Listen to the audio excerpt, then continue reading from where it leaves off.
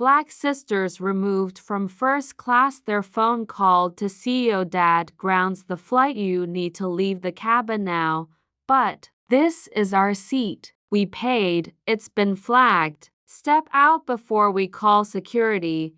Eyes burned into Jasmine and Kyla as they stood, confused, humiliated, trying to stay composed. No warning, no crime, just the color of their skin and 2 seats the crew decided they didn't deserve. But what did the airline not know? Who they just humiliated. This isn't just a story about racism. It's about what happened after they called their dad. When power answered injustice mid-flight. Welcome, story lovers. Where are you watching from? Hit the like button and drop your city name in the comments so we can see how far our story travels. Jasmine and Kyla, 2 Black teenage sisters, were used to flying. Their father worked in aviation, so first-class cabins, layovers in Europe, and airport lounges were just part of their lives.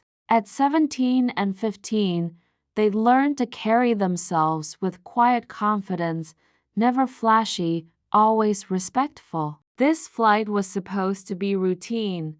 Lax to JFK for their aunt's surprise 50th birthday. Bags packed, tickets scanned, seat numbers confirmed. Nothing out of place. But even as they settled into their premium seats, Jasmine felt it, that subtle shift in the air. A stewardess's glance that lingered too long. A whisper from a nearby passenger. The stiff smiles. Kyla nudged her, noticing it too. They weren't new to this. They'd been stared at before. But something felt different today. Something colder. And before the cabin doors could close, things spiraled fast. It started with a flight attendant walking past them twice, then again. Jasmine politely smiled. No response. Minutes later, another crew member appeared, holding a clipboard, and said flatly, "We need to verify your tickets."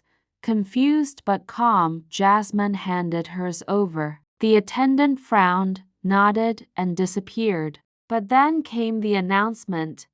Passengers Jasmine and Kyla Bennett, please gather your belongings. Gasps. Eyes turned. Whispers spread. The sisters stood slowly, stunned. What's the problem? Jasmine asked quietly. No explanation, the crew replied. We need you to exit now. Kyla's voice cracked. We didn't do anything. Still, they were escorted off. No eye contact, no apology. Outside the jet bridge, a security officer waited. We received a report that you were in the wrong seats.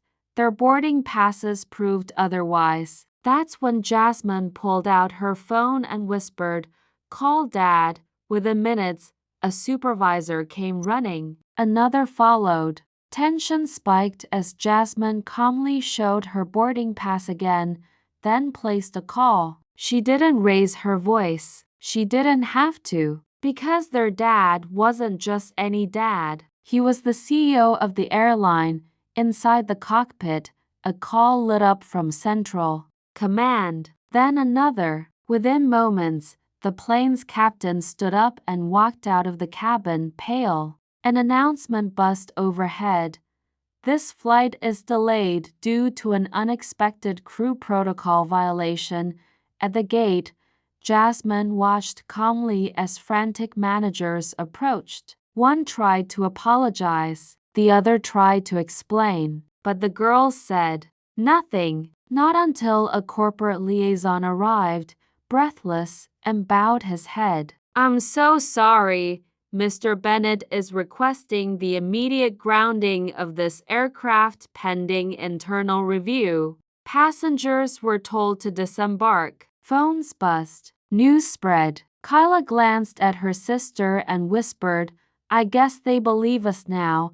The flight never took off that day, but a much bigger journey had just begun. Dear audience, if you're enjoying the story, don't forget to give it a like. It helps. Later, the airline issued a formal statement and placed multiple staff members on leave. Jasmine and Kyla didn't post about it, didn't seek headlines. They didn't need to, because their silence had already spoken volumes, and the world had listened. This wasn't just about 2 seats in first class. It was about how many times Black girls are told they don't belong, no matter how qualified, how poised, how legitimate they are. But on that day, the lie fell apart. Because of the people they dismissed, they were the daughters of the man who ran the very company they worked for. Next time, maybe they'll look past the skin and see the story. Or maybe not, but someone will.